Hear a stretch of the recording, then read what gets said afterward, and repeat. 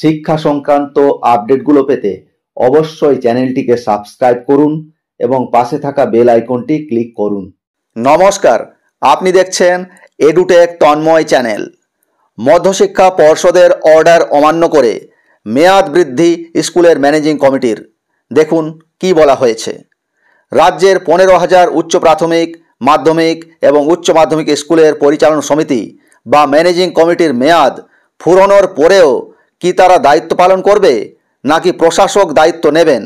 School পরিচালনা নিয়ে শুরু হয়েছে এমনই প্রবল টানাপোড়েন।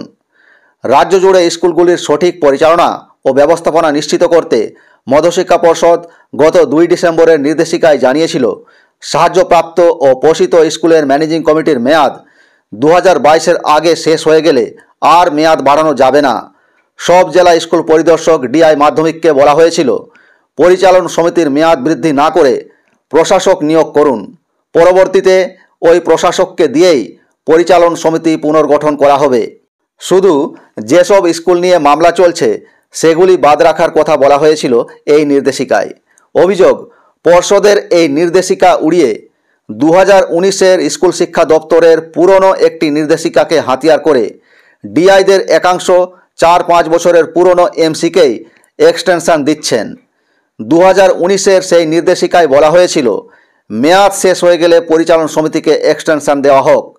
ডিআইদের একাংশ নতুন ভুলে পুরনো নির্দেশিকা ধরে যে পদক্ষেপ করেছেন তাতেই তৈরি হয়েছে প্রবল বিতর্ক। এদিকে রাজ্যের নানা প্রান্ত থেকে পুরনো এমসির সদস্যদের নামে পর্ষদের কাছে বিস্তর অভিযোগ জমা পড়েছে। এই টানাপোড়েনে সবচেয়ে বিপাকে পড়েছেন উচ্চ প্রাথমিকের চাকরি প্রার্থীরা। অনেকে চাকরিতে জয়েন করতে পারছেন না। জানুয়ারির শুরুতেই পশ্চিম মেদিনীপুর সহ একাধিক জেলার ডিআই মাধ্যমিক 2019-এর 11ই সেপ্টেম্বরে জারি তৎকালীন যুগ্ম সচিবের একটি নির্দেশিকার উল্লেখ করে পরিচালন সমিতির মেয়াদ বৃদ্ধি করতে বলেছেন। পশ্চিমবঙ্গ প্রধান শিক্ষক সমিতির সাধারণ সম্পাদক কৃষ্ণাংশু মিশ্রর বক্তব্য, পরিচালন সমিতি নিয়ে ডিআইদের নির্দেশিকা অবান্তর, এমসি নিয়ে পর্ষদের নির্দেশই চূড়ান্ত। তাছাড়া 2 ডিসেম্বরের চিঠি পাওয়ার 10 দিনের মধ্যে সব ডিআইকে প্রশাসনিক স্ট্যাটাস রিপোর্ট জমা দিতে বলা হয়েছিল। তা না করে মেয়াদ উত্তীর্ণ এমসিকে এক্সটেনশন দেওয়া আইনসিদ্ধ নয়।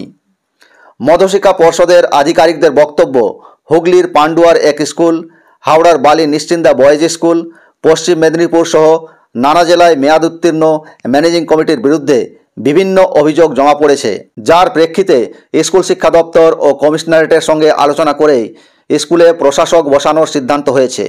যদিও পশ্চিম মেদিনীপুরের ডিআই মাধ্যমিক স্বপন সামন্তের দাবি, আমরা সব জেনে শুনে স্পন্সার্ড স্কুলগুলির পরিচালন সমিতির মেয়াদ এক্সটেনশনে প্রধান শিক্ষকদের নির্দেশ দিয়েছি। যেটা বলা হয়েছে সংশ্লিষ্ট স্কুলগুলিকে সেটাই করতে হবে, এর বাইরে মিডিয়ার সঙ্গে কোনো কথা বলবো না। স্কুল শিক্ষা দপ্তরের এক শীর্ষকর্তা জানান, মেয়াদ উত্তীর্ণ পরিচালন সমিতি নিয়ে বিকাশ ভবনে সার্বিক আলোচনার পরেই পর্ষদকে তা কার্যকরী করতে বলা হয়েছিল। ডিআইরা বুঝতে ভুল করেছেন, তবে পর্ষদ কর্তারা চাইছেন এই বিভ্রান্তি কাটাতে অবিলম্বে স্কুল শিক্ষা কমিশনার নতুন বিজ্ঞপ্তি জারি করুন।